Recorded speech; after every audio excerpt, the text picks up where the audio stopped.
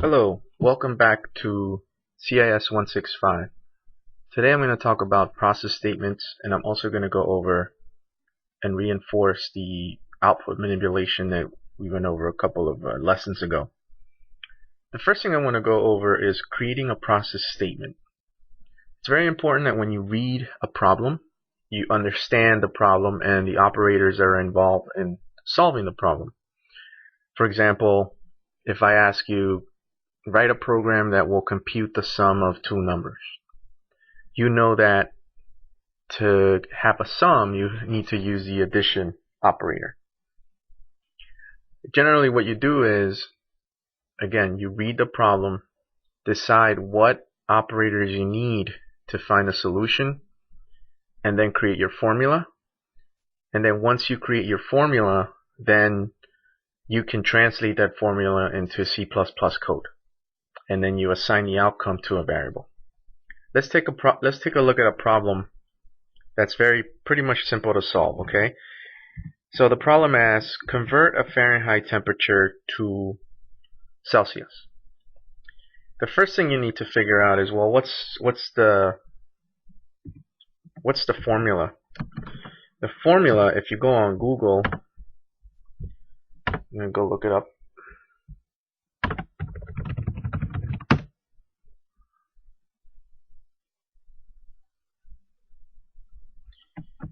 Fahrenheit.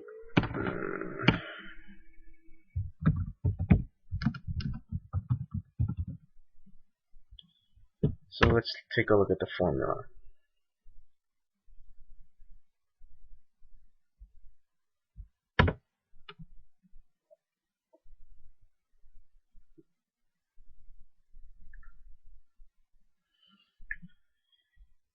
So here it is. The formula is denoted by T minus 32 times 5 over 9. Okay, so T being your being your Fahrenheit temperature. If we just write the formula ourselves, just take a copy of this, and it's not going to translate immediately, but so I can say Fahrenheit minus 32 times 5/9. So the first thing is I got to figure out how I can translate this into C++, right? And usually what you do is you just try and plug in some numbers for Fahrenheit and convert it into a C++ process statement. Remember that in the last lesson I taught you the L value and R value. So you need to have an L value because you need to store this result somewhere. So the first thing we need to do is declare a couple of variables. We can declare Celsius result as a double, and I'll do D underscore and set that to 0. Okay. Next, we can just ask for the user input. So we can ask, please enter a Fahrenheit temperature.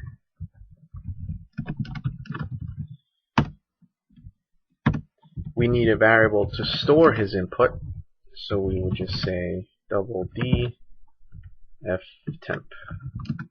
That's equal to 0.0.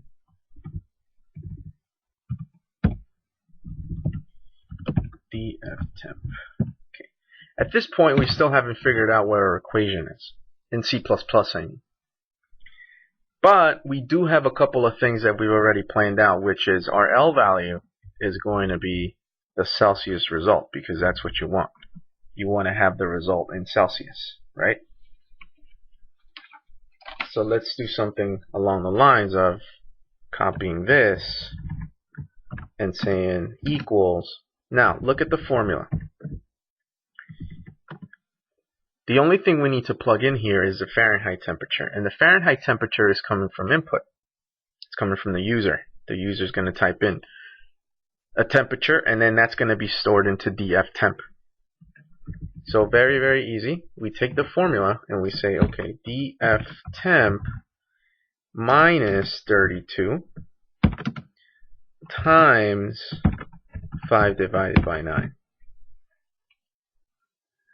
Once we do that, the result will be stored in these Celsius results.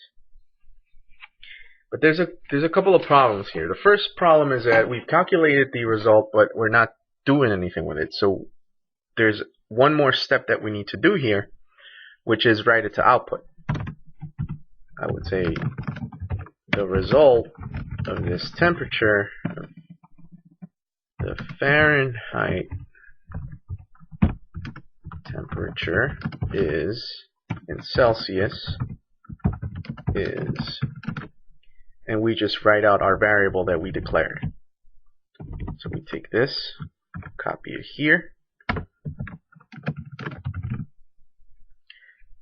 and that's now going to display to output. Okay. The second thing is, remember with associativity and the order of precedence of the operators. If I hadn't put these parentheses in there, and I had just said df temp times 5 over 9, right? The compiler would have done left to right, because multiplication and division are first. And whenever you have the same operators with the same order of precedence, okay, I'm sorry, two different operators with the same order of precedence, then you're going to go left to right, which is 32 times 5 and then divided by 9, and then you're subtracting from df temp, which is completely wrong. The formula says that if we go back, okay, we do this in parentheses times 5 over 9. Okay, so this in parentheses times 5 over 9, which solved that problem. So I'll take that. So pay attention to your order of operations closely, and anything that you know that's going to get evaluated first, you just wrap it around parentheses. Okay? But there's still another problem with this expression, being that you have two integer values, a 5 and a 9, which are of integer type. These are integer literals. Remember what I told you about integer literals and floating point literals. The compiler takes the number as a literal, right? 5, 9, and 32. This is fine. This is okay because that's part of the formula. But when you do a 5 divided by 9, it's going to give you 0 because the compiler does integer division. It says, oh, it's a 5 integer divided by a 9 integer, and that gives me an int. I can't do any floating point because these are both integers. I can't do any integral promotion with this. So your solution to that is, remember, when there's a battle between a floating point and an integer, the floating point will win. Very easy solution for this would be to turn the 5 into a 5.0. Or you can do a 9 into a 9.0. So we can do that now, and you will get your result. So if I compile this, and I enter, right now it's 49 degrees Fahrenheit. It's very cold. And in Celsius, it would give me 9.444. If I had not turned one of the integer literals on 5 or 9 as a floating point, then I would have gotten a completely different result because it's going to divide them, give you a 0 for that division, and you would get a completely different result. Okay, so let's try that. Let's try doing this, right? So if I compile this, I'm going to do 49 degrees, and it gives you the Fahrenheit time, and that's not right, obviously, right? So instead of doing the 5.0, then I'm going to do the 9.0, and it's the same thing. Because a floating point versus an integer, floating point will always win, regardless of where it is. So I'll do 49 degrees, and that gives me 9.4444.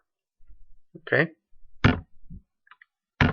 Now, just keep in mind that when you do the exercises, there's going to be a homework assignment on a practice assignment on Moodle. Try and do the exercises, create process statements for them.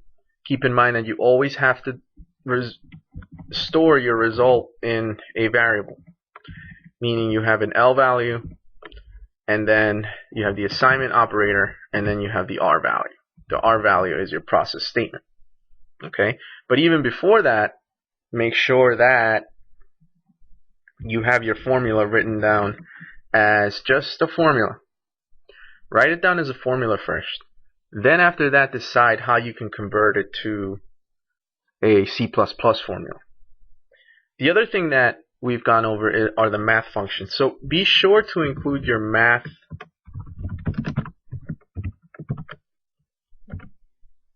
directive so that you can use the math functions like power and square root.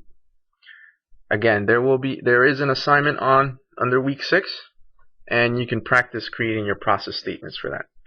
I'm going to pause to get everything ready to talk about a little bit more about output manipulation. We've gone over the set width, but I just want to show you a program that is posted on Moodle and show you how we can deal with variable length output.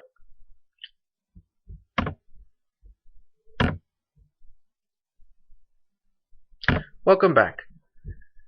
Today I also want to I did want to mention that I did want to go over the set width output manipulators.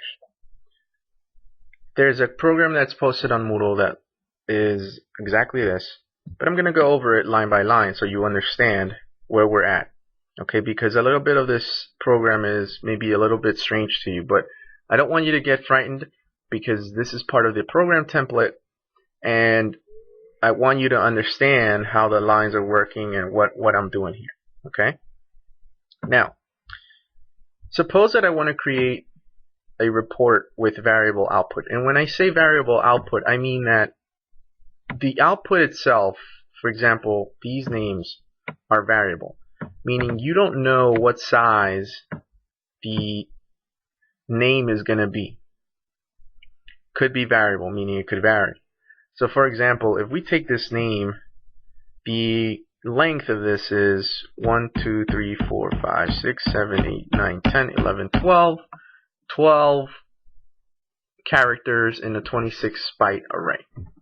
Okay, versus 1, 2, 3, 4, 5, 6 characters in a 26 byte array. If I run this, and I'm trying to compile a report on this, and you'll see this, where it's just basically an employee and salary report. And math.h, do that. Although we won't need that function, that directive. Okay, so I'm going to explain to you what that output of console is in a couple of minutes, but I just want to show you the actual output for a report. Now, this is just an output report that I'm showing you as an example. I just pulled it out of my head. I'm not doing anything special. It doesn't come from anywhere. I just created it myself. The problem with this report is you see how it's unstructured at the second record.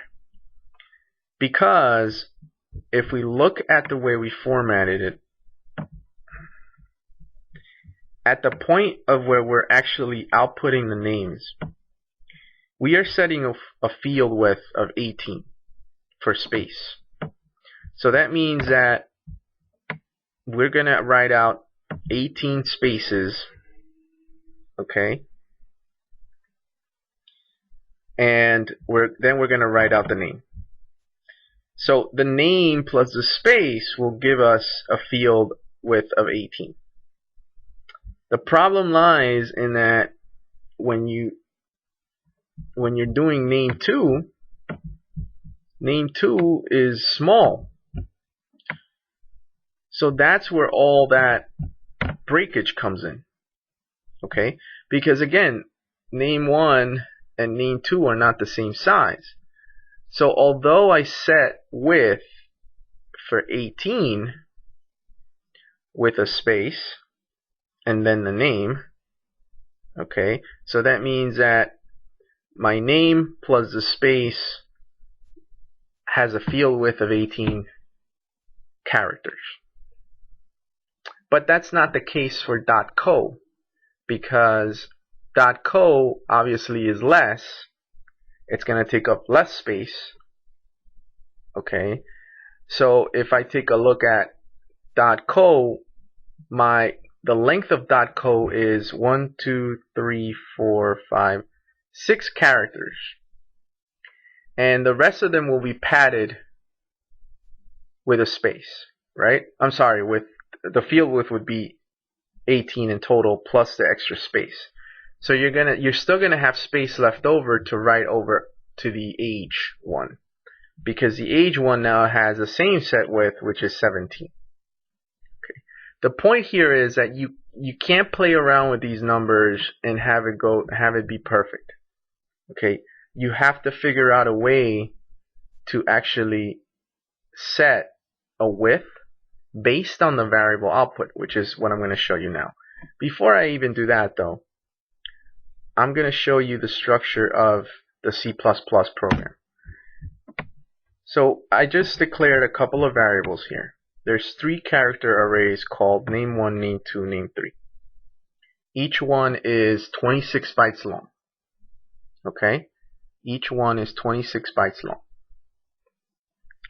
Then you have an array called drive, which I'll show you why I did that in a minute. And then a disk file char array. Then a file char array. And then I just put variables for H1, H2, and H3. Okay? And then we have 1 character of 1 byte for a choice, which is of an integer type. So this actually should be indented back so that you pay attention to the input types, data types. Then I've declared a salary 1, 2, 3. I just put in arbitrary values. Now remember, these are just variables. This is my variable declaration section. Okay. Here I've declared an offstream object called out. This out came from my head. That's my variable name. And the data type of this is offstream. Offstream, remember, is used to write out to a file. So offstream comes from the fstream directive. So far so good, right? So generally this is just our variable declaration. Again, we got a couple of char arrays in here, a couple of integer data types variables, a couple of floating salaries, and then the offstream object. The system.cls is going to clear my screen. That's basically a call to say clear everything that's out on your screen. And then I'm going to get that prompt that says, would you like to output to the console? The console window means you're outputting to the black box that comes up. Or would you like to print it out to the file? And then it's going to prompt me for a choice. Okay? And the choice is going to be entered by the user. So if I run this again, okay,